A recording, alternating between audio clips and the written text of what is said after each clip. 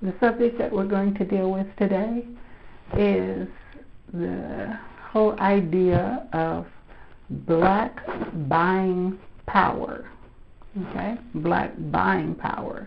You hear a lot of magazines twice a year during Christmas time and during the summer. You hear them talking about black buying power, and many of you are actually believe some of the things that are put out about the $1 trillion black buying power. That basically what they're saying is that blacks have $1 trillion to spend, but that is not exactly black buying power. We're going to break down for you exactly why, no matter how much money that collectively black people have, that doesn't necessarily equate to black buying power. It basically is just black spending, and black spending is a little different. When it comes to your buying power, that is your ability to get a company or a series of companies, but a company recognizing you as a valued customer. Okay, that's what buying power is. Yes, you can have $1,000 and spend it, on stupid stuff, and that doesn't equate to buying power. That's just a whim that you had.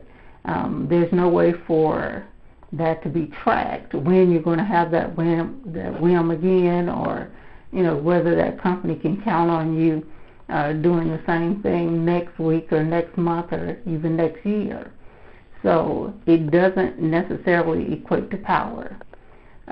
When it comes to actual power, using your money to get people to understand that their revenue relies on you, that's your power. You help the companies understand that their revenue relies on whether you use their product or not, whether you like their product or not, and what it is about their product or service that you like. So when I told you in the other shows that if you boycott something and just stop buying it, that is not power. Letting the company know why you're boycotting it and why you stopped buying it is your power.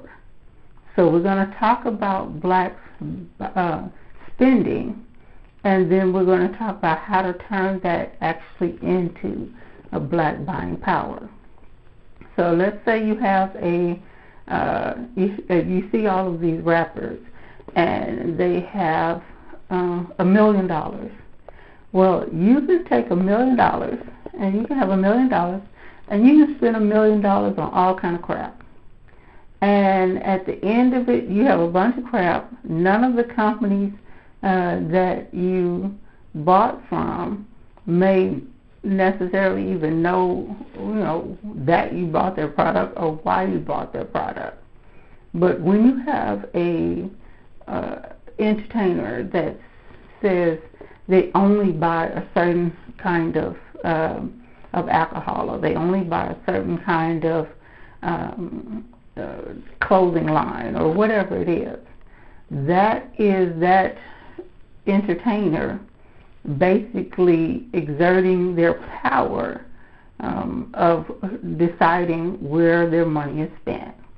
Now, loyalty is great, saying that I only buy certain products from certain companies. That's great, but there is a diminishing of your power when you buy from that company, no matter what. So if you like iPod, or you're an Apple person, if Apple knows that you're going to buy Apple products no matter what, while they can count on your revenue, there's nothing that makes them give you any better product, because they know that whatever product they come out with, you're going to buy, because you're an Apple person.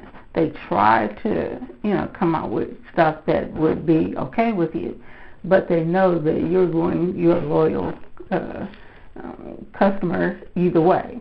The same thing you'll hear people say politically with Democrats. You have black people that are Democrats, and you'll hear people say, well, Democrats don't have to do anything. The President of the United States, the black president, doesn't have to do anything for black Democrats, because they know that black people are going to vote Democrat no matter what.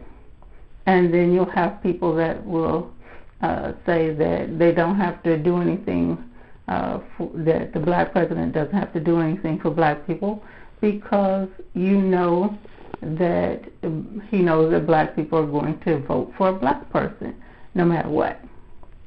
While those two things have appeared to be true, the way to turn that into power, let's start with the company situation first. Just because you like Apple products doesn't mean that you can't exert your power as a consumer to let Apple know.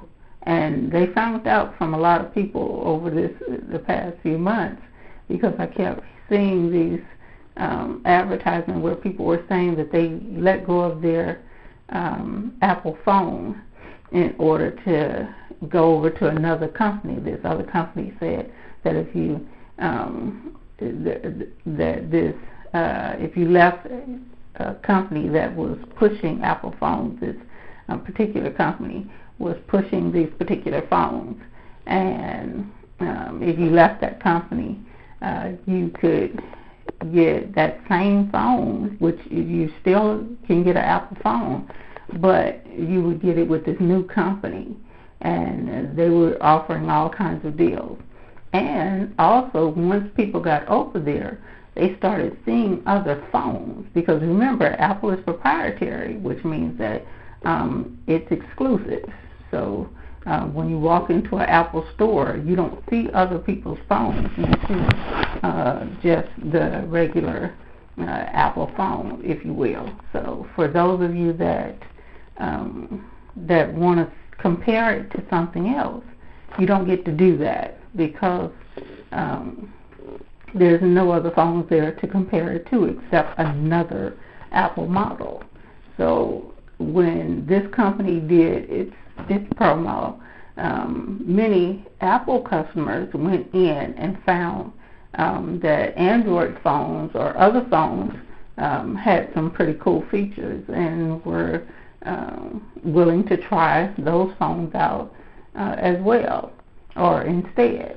And that created a very serious situation, not just for the phone company that the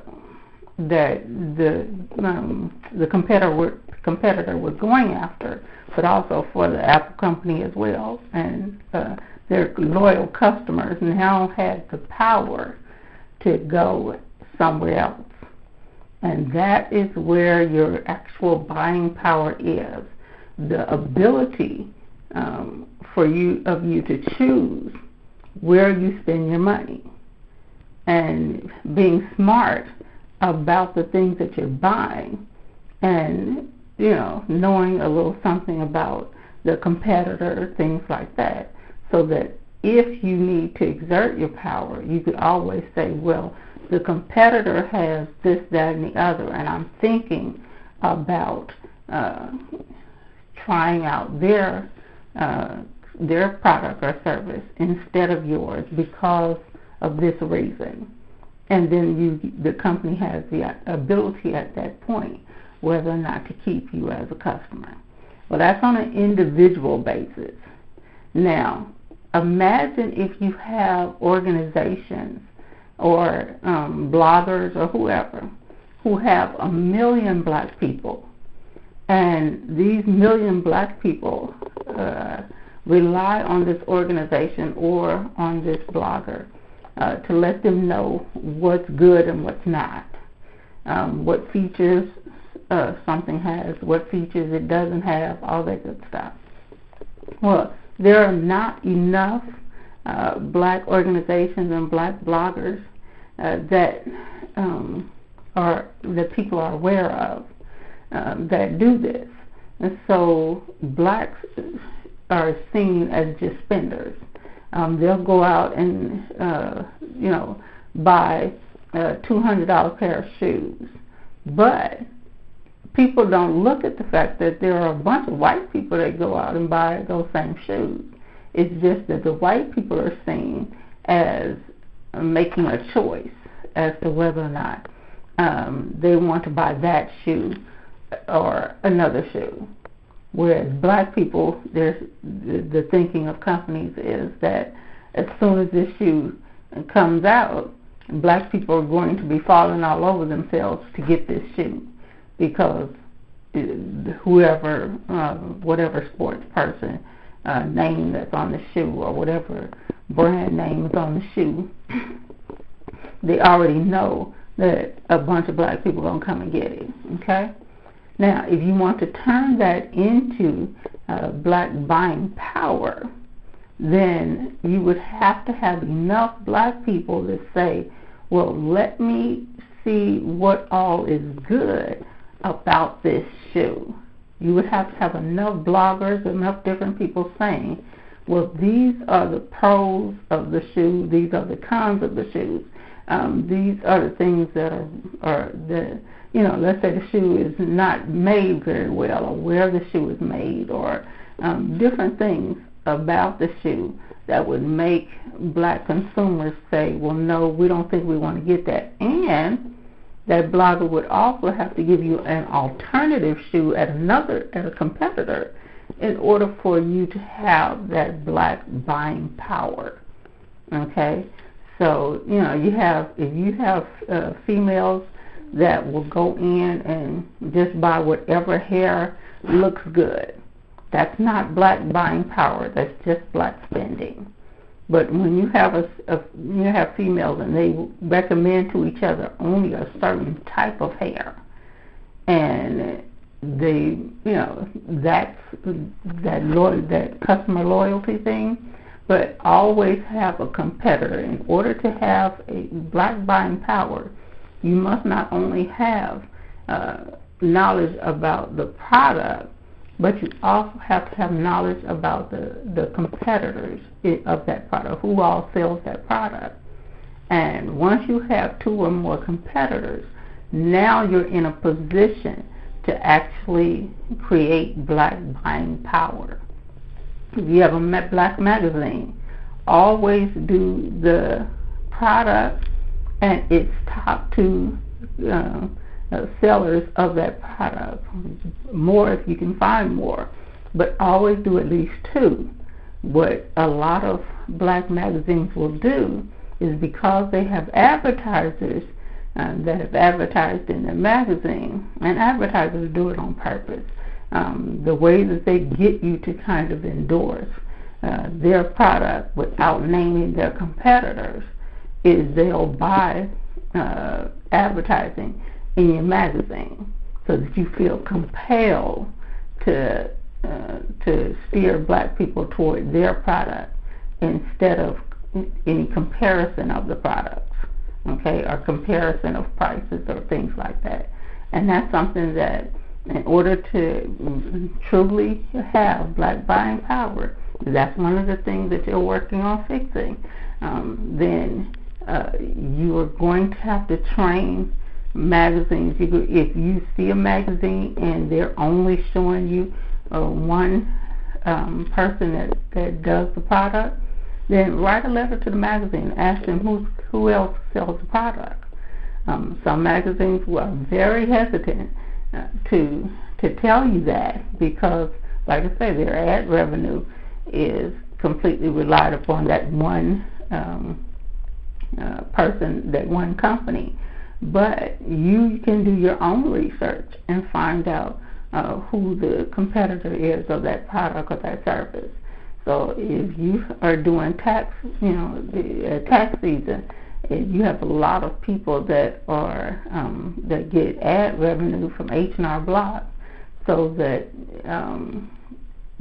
those magazines do not put up any competitors' information that compete with H&R Block. So if you always go to H&R Block, chances are you haven't compared to see if that's even the best way for you to spend your money. And most of you that have been there know that H&R Block can be really expensive. But if you're going to spend that kind of money, the least that you should do is check with its competitor and see if they provide the same service, the same level of service, what other things that their competitors may provide for you that H&R Block doesn't, or just letting H&R Block know these are the things that I found over that are being offered at your competitor, and I'd like to know how your company can match that, or if your company matches that. Now you are a smart consumer, and you're dealing with black buying power. And I know I hear a lot of people saying that we have it. The truth is, as a whole, black people do not have it. They do not have black buying power. They have close to $1 trillion of black spending, but it is very erratic. You can track individual purchases, and you can say, you can't predict it. Yes, you know that black people may buy a big screen TV, but you are very seldom going to hear magazines or anything saying that the number one product that TV that black people buy is from this particular company. Even though you can buy a regular TV this year, and the next time that you're ready for a TV, you buy from another company and whatever. Unless you make it clear why you're buying one TV as opposed to the other, unless you make it clear to the companies as to why you like this big screen TV and what you don't like about this one, then that you don't have power. You just have spending. And you see a lot of entertainers spending a lot of money, but they don't necessarily have power. And that's something that has to be corrected if you want companies to take the black community seriously.